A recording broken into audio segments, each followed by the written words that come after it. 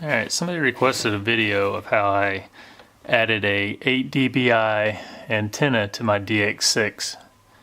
And it's really simple. Once you take it apart, you can get a general idea. But I'm going to go ahead and unscrew it. And as soon as I shut off this space heater, it's cold here in Florida today. This is just a, what do you call those things? This is to keep you from burning out your transmitter in case you turn it on without an antenna. I'll put a link to what this is, but it's just like a dummy antenna. It's a dummy load is what it is.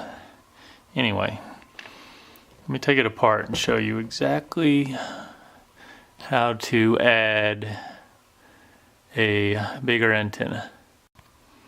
I don't want to take out the battery when you're doing this. I got a new battery coming because this Hobby King 4000 milliamp, I think I've charged it like 3,000 times, and it's one cell is not coming up to full voltage. It's time for a new one. Alright, let's see, you got 1, 2, 3, 4, 5, 6, 7, 8 screws. Those ain't gonna stay on there. 8 Phillips screws you gotta take off the back. Man, these things suck. Got these little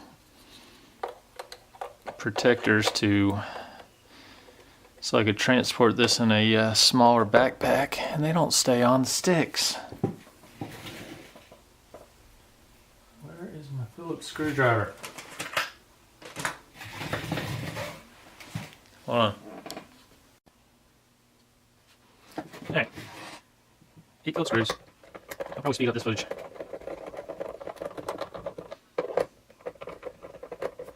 When I did this, I couldn't find any 3D printed mounts to hold the antenna to replace this piece. There's probably plenty now. And I'm told this piece here comes off. Somewhere right here, it actually comes apart. I could not get mine apart, so I gave up on that, and I just drilled a hole right in the top of the case. Be careful if you want to drill a hole with the shavings, because inside, you'll see the inside of this case has some sort of metallic coating, probably to help reduce interference. But it's definitely coated with some kind of metal. Copper. Probably not copper. Alright, 20 jump forward in time. Alright. Loosen the 8 screws, the back just comes right off. Careful, there's a connector on this bottom board holding it on. There's also a antenna. Well, that's my antenna. Here you can see, oh, I just dropped all my screws. Here you can see my antenna.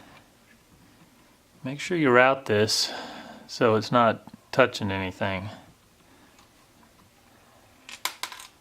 And there go those other screws. Let me make sure I don't lose any of these screws. Fortunately, I got a mess here. 2, 3, 4, 5. Should be 8 of those. Here's another one. 6.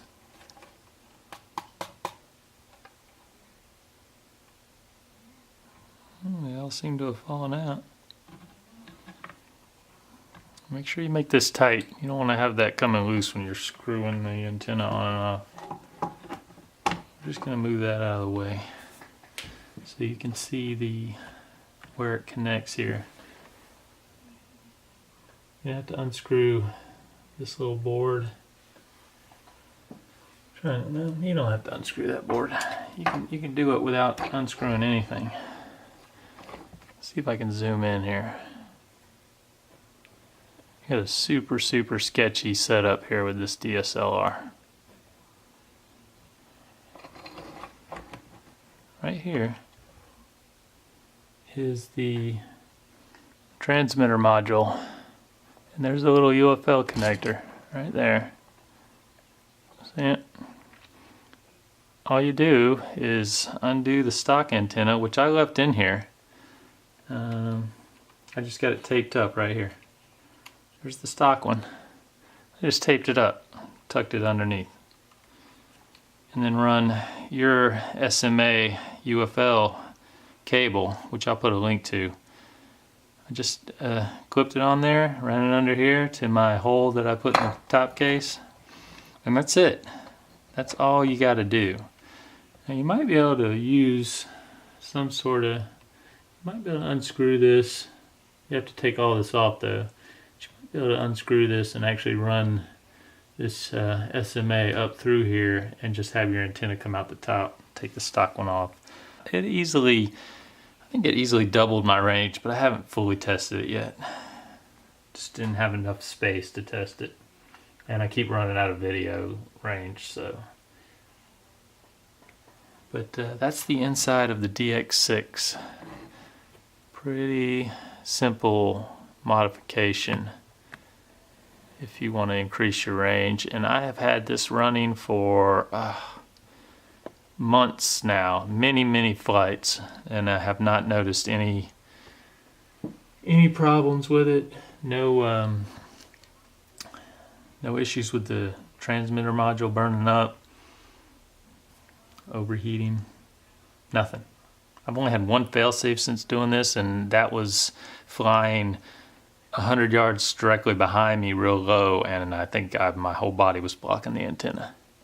But other than that, I haven't had any fail-safes.